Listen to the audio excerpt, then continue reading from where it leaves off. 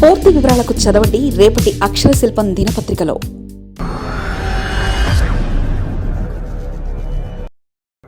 ఆ దూరం మరింత పెరుగుతుందట. కవిత కుటుంబానికి పార్టీకి మరింత రాజకీయంగా ప్రేమగా కూడా దూరంగా అయ్యారా? ఢిల్లీ లిక్కర్ స్కామ్ కేసులో రిలీఫ్తో ఇక రాజకీయంగా కవిత నిలదొక్కుని 2 నెలల్లో కొత్త పార్టీపై కవిత. ఢిల్లీలో లిక్కర్ స్కామ్ క్లీన్ చిట్ నేపథ్యంలో కవిత రిలీఫ్ ఫీల్ అవుతున్నారు. ఇక ఆమె తాడో పేడో తేల్చుకుందామనే నిర్ణయానికి వచ్చి శుక్రవారం ఓ కార్యక్రమంలో ఆ వ్యాఖ్యలు చేసినట్లుగా కనిపిస్తుంది. తెలంగాణ రాజకీయాల్లో కల్వకుంట్ల కవితకు ఒక ప్రత్యేక స్థానం ఉంది. కేసీఆర్ తర్వాత కేటీఆర్ అనుకుంటే కేటీఆర్ తర్వాత కల్వకుంట్ల కవితనే చెప్పాల్సినవి. ఆ పెద్దోళ్ల కుటుంబం తెలంగాణ రాజకీయాల్లో మరింత దూరం అవుతున్నారని టీఆర్ఎస్ విషయంలో చెప్పొచ్చు. కవిత బీఆర్ఎస్ నుంచి బయటకు వచ్చిన దగ్గర నుంచి గట్టిగానే పోరాడుతున్నారు. ఈ నేపథ్యంలో ఇప్పుడు కేసీఆర్కు మరింత దూరం అవుతున్నారని అనిపిస్తుంది. తెలంగాణ జాగృతి అధ్యక్షురాలు కల్వకుంట్ల కవిత ఢిల్లీ లిక్కర్ స్కామ్ కేసులో రౌస్ అవెన్యూ కోర్టులో క్లీన్ చిట్ లభించింది. దీంతో ఆమె రాజకీయంగా తనంతాను నిలదొక్కుకోవడానికి అవసరమైన బూస్ట్ లభించిందని భావిస్తుంది. మరో 2 నెలల్లో కొత్త పార్టీని కవిత ప్రకటిస్తానని చెప్పిన నేపథ్యంలో ఈ కేసులో క్లీన్ చిట్ ఆమెకు ఏ రకంగా ఉపయోగపడుతుందని పక్కన పెడితే ఆమె మరోసారి బీఆర్ఎస్ను లక్ష్యంగా చేసుకొని మాట్లాడడం ఇప్పుడు చర్చనీయాంశమైంది. బీఆర్ఎస్ వర్కింగ్ ప్రెసిడెంట్ కేటీఆర్ కూడా ఈ విషయంలో కొంత తొందరపడ్డారనేది వాస్తవం. కవిత కేసు తీర్పు వచ్చిన వెంటనే ఆమెకు శుభాకాంక్షలు చెప్తూనే గత ఎన్నికల్లో తమ ఓటమికి ప్రధాన కారణం ఈ కేసు అని చెప్పి మరోసారి కవిత ఆగ్రహానికి గురయ్యారు. తాను అరెస్ట్ అవ్వకముందే తెలంగాణ శాసనసభలో ఎన్నికలు జరిగాయని ఆమె గుర్తు చేశారు. తనపై బీఆర్ఎస్ సోషల్ మీడియాలో ఈ కేసుకు సంబంధించి వ్యతిరేకంగా చేసిన ప్రచారాన్ని ఆమె గుర్తు చేసుకున్నారు.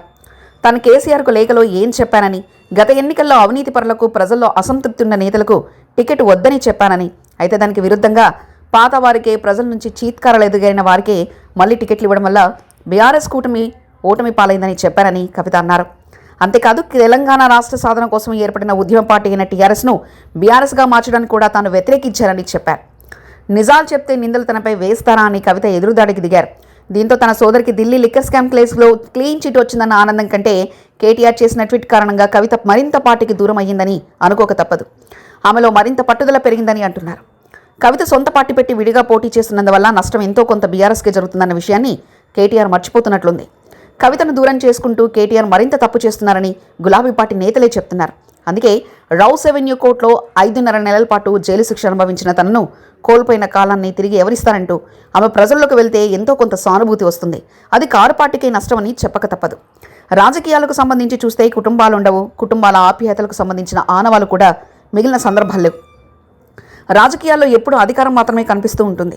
అందుకే ఎవరైనా సరే తాము అధికారంలో లేకపోతే ఎంతకైనా తెగించే నాయకుల్ని గతంలో చరిత్రలో చాలామందిని చూశాం. ఇప్పుడు ఇలాంటి పరిస్థితే తెలంగాణ రాజకీయాల్లో చూస్తున్నాం. ముఖ్యంగా బీఆర్ఎస్ పార్టీ నుంచి కల్వకుంట్ల కవిత బయటకు వచ్చిన దగ్గర నుంచి నేటిదాకా కూడా ఆ ముగ్గురు మధ్య జరుగుతున్న ప్రచన్న యుద్ధం ఇప్పుడు నేరుగా పోట్లాటగా మారింది. రాజకీయాల్లో ఎప్పుడు ఏవైనా జరగొచ్చనడానికి కల్వకుంట్ల కవిత ఒక ఉదాహరణగా చెప్పాలి. ఎందుకంటే మొన్నటిదాకా కూడా ఏదో అనుకున్నా తెలంగాణలో ఇప్పుడు ఆమెపై ఆరోపణలకు స్వస్తి చెప్పాల్సిన పరిస్థితి వచ్చింది. మరిన్ని కథనాల కోసం సబ్స్క్రైబ్ చేసుకోండి మీ అక్షర శిల్పం. పూర్తి వివరాలకు చదవండి రేపటి అక్షర శిల్పం దినపత్రికలో.